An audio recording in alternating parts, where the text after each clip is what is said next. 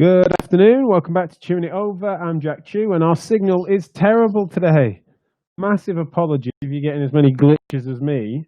I don't know what's going on, but fortunately we have a guest on, an esteemed guest who can hold the reins if need be. And if my signal drops out, he'll save the day, run the show as he did a couple of weeks ago. Although he had glitches then, so yeah, I don't know how much I can trust him. He is, of course, Jack March, aka Jim.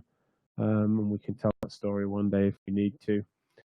It does say that my signal has now dropped off to 2 out of 10.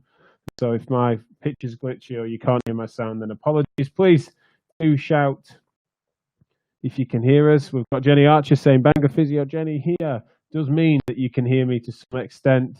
Apologies, though, if it glitches. Thanks to those of you that are tuning in live. We've got a great show for you. Going to be Friday shows are just ended up being spicy every time, and this one's going to be no different because the questions that we're going to cover, as well as the hot take that Jack's had recently with regards to diet. He is the rheumatology physio, and find his stuff at rheumatology.physio. And so he's talking about something that he probably knew how contentious it was when he put it out there, but essentially people love to talk about diet these days and want to make inferences about their favorite diet as to what it does or doesn't do to the human body, including to pathology and to inflammation. So he talked about that. And then we found some other questions that you guys had asked me, and I want to deflect onto him, and so we'll both answer those later in the show. But without further ado, I will bring in, hopefully this works seamlessly, it's Jack March. Jim, can you hear me? I can, yeah. And you're not too glitchy. Not too glitchy for now, but yeah, if I drop off and it takes the show off the air, then you've got to scramble, climb into the back end of Restream and then get us going again. Is that a promise? That sounds like a lot of effort, but I'll try. Please. Can I ask Jenny if Banga Physio means that she's an amazing physio or from the town of Banga? No, it's banging physio. Yeah, she's being gangster. Yeah, I suspect she means the actual town. It's in Wales, isn't it, Banga? Yes. Right now, you did a blog, and so tell me about that. Tell the world about what you wrote. That's a lovely open-ended question. I actually this is a terrible start, but I stole a concept from another blog that was written. I forget the link now, but I did put the link into my blog so people can find it. But there was a blog where they did a quiz questions about how diet affects rheumatoid arthritis. And the short answer is it doesn't in the short term. So I saw what I could find. It tickled my biases anyway, because it's what I've always thought. And essentially in the short term, you can't really affect your rheumatoid arthritis. When you look on a large scale, I think there are some individual changes, but if you were to put any random rheumatoid arthritis patient, then I couldn't give them any specific advice regarding diet for short term. But that's interesting in a few ways. One of which, and I think the contention is that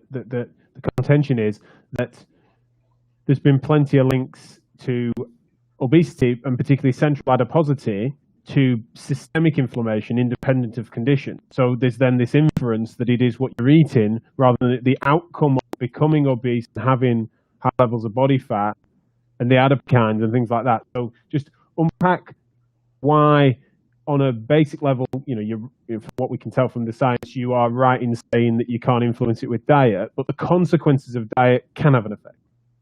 Yeah, so you're right. So people who have more body fat, especially abdominal body fat, do have worse rheumatoid arthritis disease, because as you said, the abdominal fat releases adipokines, which is thanks Meekins. I did link to the blog, so I don't think it's plagiarized. Especially rich coming from him, but we won't go there. So the adipokines upregulate your inflammatory system. So I think what's happened is your diet can lead you to be more overweight. By obviously, if you have a excess calorie intake, then you'll lay that down as fat. So people then took that causative leap to say a poor diet makes your rheumatoid arthritis worse, where that's not really true. Being overweight is what makes your rheumatoid arthritis worse, and your diet leads you to being overweight. So there is a stream of consequence, but it's not directly related. As I said, on an individual level, I've spoken to tons of rheumatoid arthritis patients and other condition patients who say, if I eat tomatoes, my arthritis is terrible. And on an individual level, absolutely, I think that can happen. But like I say, you can't make assertions like that without it being on an individual level. So it's one of those very, very difficult things to say, because you can't give generalized advice. And so I wouldn't say to any rheumatoid arthritis patient, you need to avoid tomatoes, or oranges, or acidic foods often get implicated, because for the majority, it won't make any odds. But do you think that, yes, on an individual level, we can understand that those patterns might emerge, and even clusters and series and things, but would that, if you had to pin it on something, do you think that the notion that there is a pro-inflammatory, acidic citrus fruits and tomatoes, etc., that's the mechanism, or do you perceive it to be more likely, if investigated down, that it's going to be almost like specific, almost allergens, or a disposition to that being what gives someone a nervous system response of them being in pain? Yeah, so it'll be looking at an inflammatory point of view.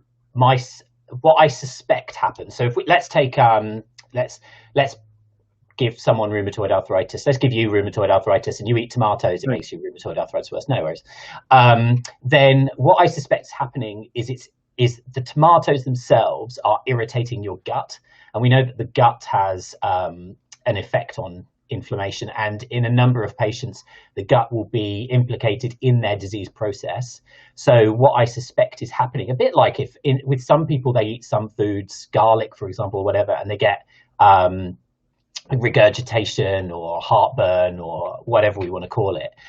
So it's irritating the gut, and then that's what's causing the inflammatory problem, rather than you eat tomatoes, which get into your bloodstream and upregulate your inflammation. So that's why I think on an individual level, it can make a difference, as opposed to acidic foods, which probably tend to be more of an irritant. But then I've met people where it's bread, and then you're obviously talking about wheat allergens or whatever, but it's not true. That's why maybe allergen is, maybe I'm being too blunt with allergy and sort of intolerances and things like that. You think it's more that than it is the fact that there's something inherent to the food type, in this case citrus fruits, tomatoes, etc., that would then be, because that's the mechanism that people are describing almost, or inferring, is that there's something inherent to a food group that then is doing that generically to some bodies.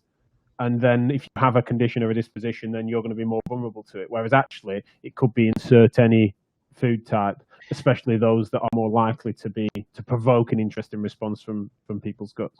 Correct. And the same thing with other rheumatology conditions, because I've spoken to also lupus patients, axial SpA patients, and the alteration in the immune system, whilst if you zoom out is different, well, on a micro level is smaller, and changes. It's not the same mechanism. So, but then I've spoken to lupus patients where tomatoes make them worse. So why would, and this is where my reasoning starts to break down, is, okay, let's make an assumption that tomatoes make rheumatoid arthritis worse. Why would they make lupus worse? It's a different mechanism. It's a different inflammatory mechanism. So I think it's like we said, it's that inference of causality and this slight misunderstanding. And I think it's a logical step that people think it's like there's this whole boost of the immune system. It's rearing its head as usual, and it's that assumption that you can change your inflammatory system, your immune system, with what you eat, and your inflammatory system, your immune system is designed not to change. It's homeostasis. It's designed to stay leveled regardless of what you do to it. That's the point of it. So you'd have to have something going quite significantly wrong for foodstuffs to be bringing that down. To generate anti-inflammatory effect, you have to take ibuprofen or naproxen, and we know that plays havoc with the rest of your body system. Ladles full of turmeric, surely that's one of the things that I hear of on the most regular basis. But we'll come to some of the myths in a second. But does this speak a little bit to something else that's not made you any friends in the rheumatology world, which is the thing that you've been frustrated historically with, the fact that the obsession with inflammatory markers, and the inference that that has a direct correlation to pain is an ignorance of the pain literature. I'm sort of abridging a body of work of yours whereby you've just sort of said that it is a version of over medicalism to sort of not consider all the factors that can influence someone's pain experience, and you've then explained the fact that you're making the correlation between inflammation and pain when sometimes that's not appropriate. In this instance, they're making that leap as well as other mistakes, and they're thinking that someone's experience of symptoms is only going to ever be related and constantly measure up against their inflammatory levels. Yeah, correct. And we know that there's a huge amount of persistent pain in inflammatory conditions. And we know that even when patients drop down to normal inflammatory markers and have no active synovitis, they will still report symptoms. So they obviously go into, we'll oversimplify, but a persistent pain state. And rheumatologists have got much better now, as my understanding, at recognizing that and understanding those things. And to a degree, I understand why they push so hard to try and get symptoms down from an inflammatory point of view, because we also know that patients who have no symptoms can still have ongoing inflammation and still gain damage to their joints, even though they have no symptoms. So the risk of not lowering inflammation significantly enough is still there. You can't just ignore it just because people don't have symptoms anymore. So or outward symptoms. So it's a really difficult balancing act for rheumatologists. So I try not to be critical. I just try to hope that we all have the understanding that like you said, loads of factors are at play. No, fair play. Now, when it comes to some of the classic myths and misconceptions then around specific food groups, we've kind of touched on the citrus fruit and tomato thing, but what other things? You mentioned a couple of them, cider vinegar being one of them, but also I've mentioned turmeric being considered to be an anti-inflammatory supplement. What else is there out there, and is there any credence to any of it? Not that I've ever seen. Garlic. Well, there's plenty of things that have been touted as anti-inflammatory, but as far as I can work out from science, I use that very broadly, I can't see that there's any credence to it. I have no issue with someone coming to me and saying, should I try turmeric? And I'll go, as long as you can afford it and it's not causing you a problem, then by all means try it. We don't think it makes a difference, but on your individual level it might do. But the last thing I would want would be someone having turmeric capsules that if they're on a lower socio-demographic scale and they take turmeric capsules and that prevents them from being able to afford to go to the gym, for example, that's definitely a no-no. There's going to be plenty of people that are on that line where it just tips them over, they can't afford it. The gym's going to be a million times better than turmeric is. It's this, I think there's a perception in musculoskeletal practice, rheumatology, pain, all these things, that in the general population that there are quick solutions that you can cheat the system and improve things. And from what I work out, you can't really. Every time we look at something, it seems like you need to have better sleep, lose some weight, exercise more. There aren't any short-term fixes, unfortunately. Yes, Katie Napton, it is scary how expensive some of them are. That's sort of relevant, isn't it? You're describing the fact that the opportunity cost is actually one of the central reasons as to why you would advise against something, but fundamentally you kind of put it up to patient choice as to whether or not they try something, but you wouldn't necessarily bring that forward. It reminds me a bit of glucosamine, chondroitin type stuff with arthritis, and we can go there another time. Meekins, of course, suggesting chicken madras as being an anti-inflammatory food. Of course, that's tasty. Standard. There's an argument to be made. Sorry, I'm just going to cut you off. And there's an argument to be made that if you enjoy chicken madras loads, then that could be something that makes you happy, which might affect your pain experience. Well, of course, yeah, it's a safety, a sim as they describe it in the neuro game. What Jenny said here is something that I want to try and park up, and we'll visit that another time, because it's almost this idea of genetic dispositions to particular conditions, especially in the rheumatology game, of which that's something that is known. And in this instance, she's making the linkage, which I know less about on a specific level, but it's completely feasible to me at population levels that there could be that disposition. But that's something that's slightly different, isn't it, with regards to the genetic lineage and how that's relevant and what you think. I'd be interested in your thoughts probably on another show as to what that what the genetic, the spit in a tube, send it off and get your genome sequence type stuff, how that might influence and generally in MSK, but also rheumatology. So if we can, we'll revisit that if possible, because I think that would be a really interesting one. Matt Phillips has just mentioned about glucosamine, beat him to it. Glad that I managed to jump the gun on that. And I heard a good analogy for glucosamine and chondroitin the other day. I forget where I heard it. It was on another podcast. So if whoever's listening and said it, then I credit them. But taking glucosamine and chondroitin is like if you had a crack in the wall of your house and you threw bricks at it and expected it to be fixed. That's what glucosamine and chondroitin is. Right. Brilliant. I like that. Yeah. The other things that I said I wanted to talk to you about, so we'll move on past that, but I think some of it is linked and why I was trying to bring these questions forward. So they were asked of me on Chewing It Over, and I was going to visit them to some extent next week, but we've now got some brilliant guests on next week, so I don't think we're going to be able to riff as much as I was planning. But it kind of links into some of the stuff that I know me and you are cut from a similar cloth on, is that we've managed to blur the line sometimes between our professional and personal interests and things like that, and we are sort of infovores in certain ways.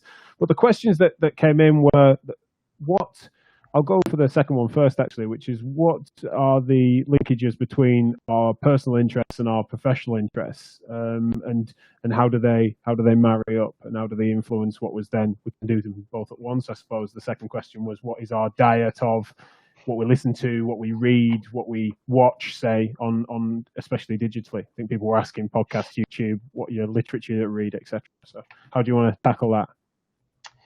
Yeah, I mean, it makes the assumption that I do anything but edit podcasts and read journal articles, doesn't it? I know you asked me this to prep, and I was like, oh God, what do I actually do? And it turns out what I do, and I think about it, is I watch zombie movies on Netflix, that's about it. I still play Pokemon Go from 2016, still do that on occasion. But I suppose to relate it to what we do day in, day out, I mean, my interests are relatively nerdy. I enjoy things like physics and biology. So I watch TV programs that relate to that. I watch a lot of TV programs about space and stuff like that. I find that fascinating. I don't really do tons of other stuff. If I ever do read a book, then it does tend to be biology related or health related. So I don't really spread too far away. I know you were saying about thanks, Katie. Katie Napton, for those that aren't viewing but listening, Katie Napton said bless. I do. What was I going to say? You've thrown me off now.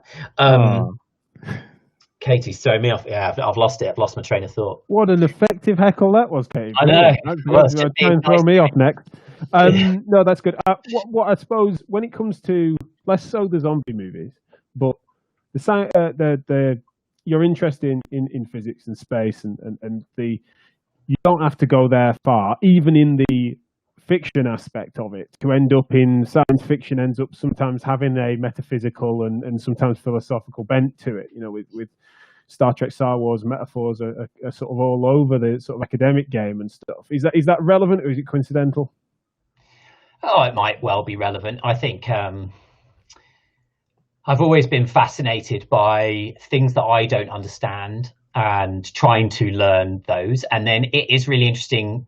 I was always into sci-fi stuff when I was a kid, and now I go back and watch things, and it's fun to see where they were thinking science would go because of what they knew at the time, and then what we know now, and you go, oh, that obviously wouldn't be possible because, and then I do that, then I follow on, like, it wouldn't be possible because this, because that's the way my brain works. So, in the biology side of things, I really enjoy like wildlife programs and stuff like that. And you can find some really interesting stuff. Like you watch some of those things, and then you'll watch somebody who's collecting bacteria from random caves, and then you learn that that's how they make antibacterials or whatever it is. antivirals and stuff, and it's really fascinating. So I suppose it all feeds in, and like you said, you don't have to go far into those things to be learning. But I think I find it just keeps my brain ticking over as well, which I enjoy.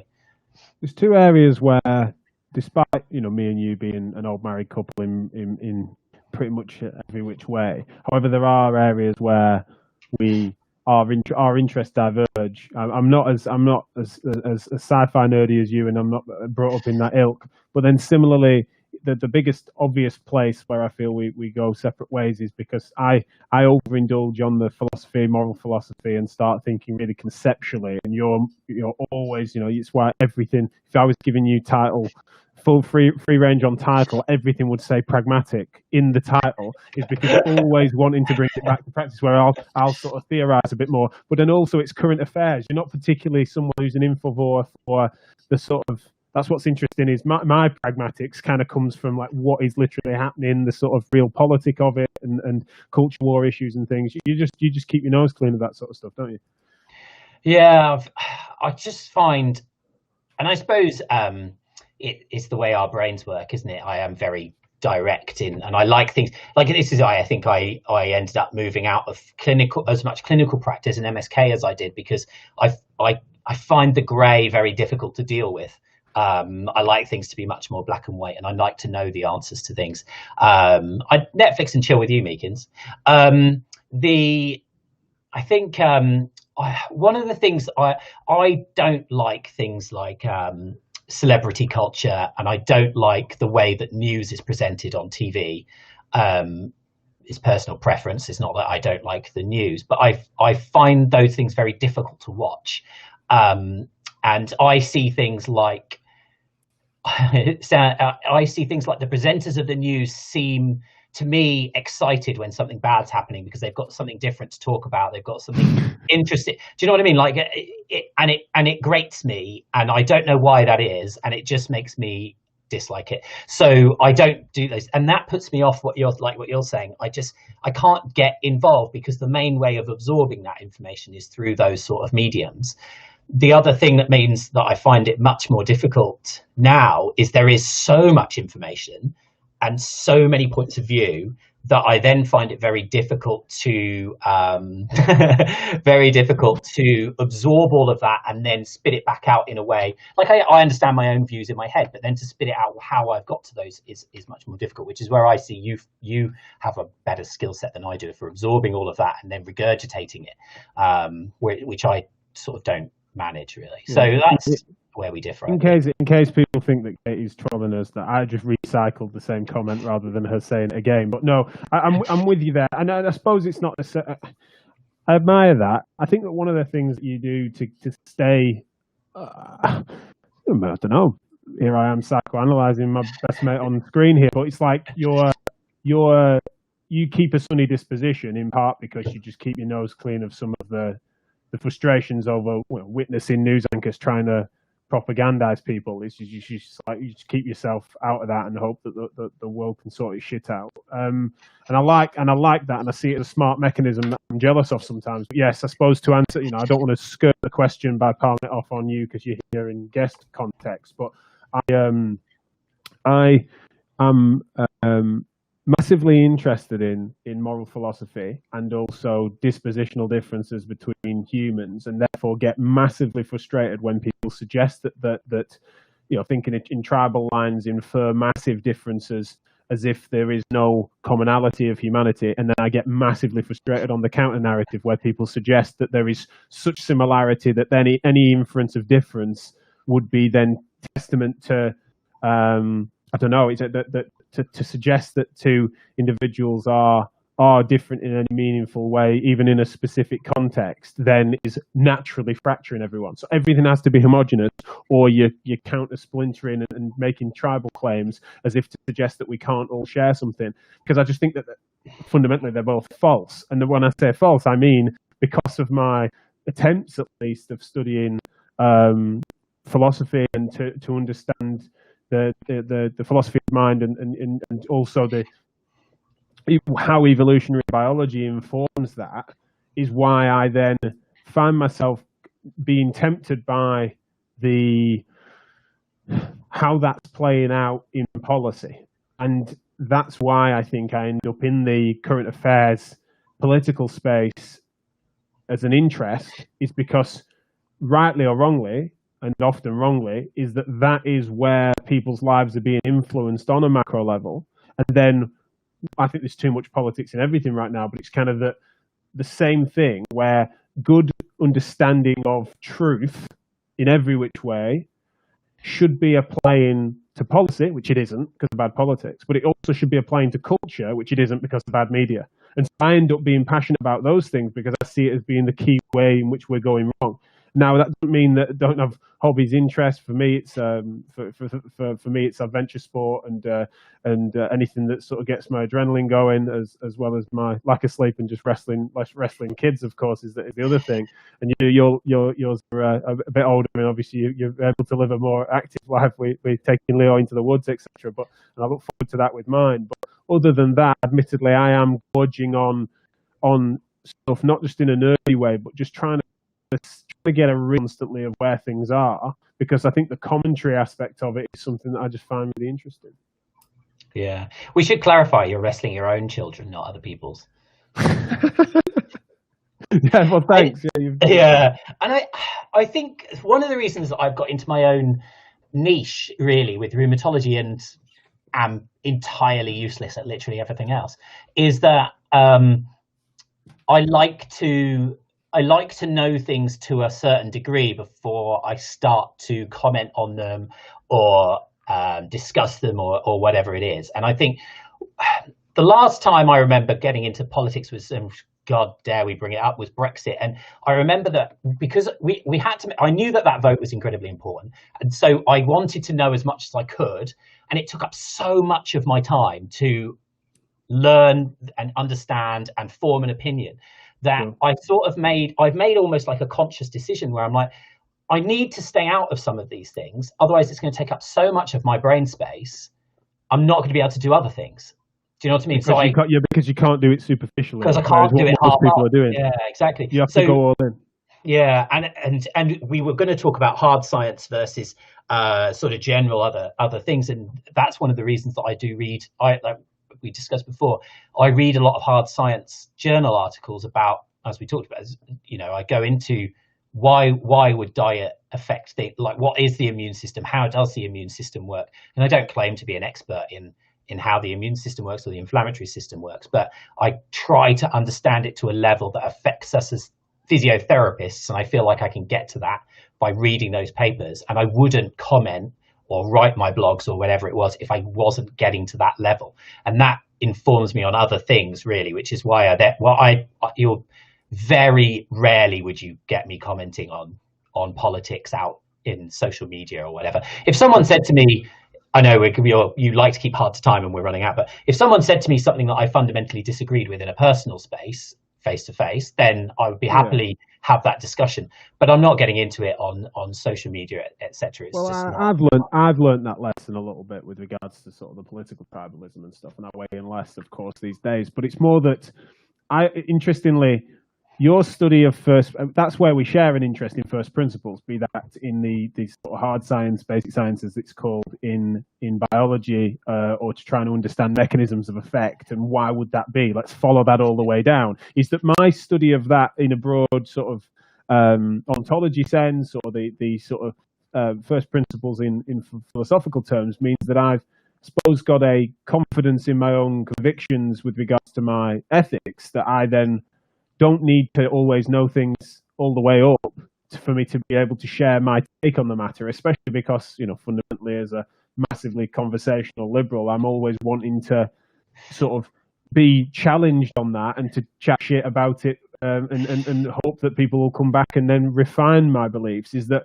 I'm never purporting, and also one of the fortunate things is that you have an area of expertise, and I am just an absolute generalist that is not expert across anything other than maybe chatting shit on the internet. And so that is a difference where it's actually from the same point of view, whereby you're studying first principles and the mechanisms and actually trying to understand what is close to truth as is possible. It's just that yours is, it's not meeting a threshold for you to then talk about it. I suppose what I've done is I've created a circumstance where I can shoot the shit a little bit, and that if I'm wrong, then I find out quite quickly from people, usually people that don't like us, but generally it gets refined by having blurted it out. And I think that's sort of just a dispositional difference between us, when fundamentally, as we've talked about, there's lots of overlap. So really interesting to get into that with you, and each part of it can be discussed and chewed over another time. But thanks for joining me today, mate. As you've said, we're in a bit of overtime, so we better go because we've been keeping to time otherwise. And this is where everyone that tunes in regularly knows that they need to adjust their audio ASAP, because we have it too loud on the outro. But we will be working on that, I promise. All right, see you later. See you next week.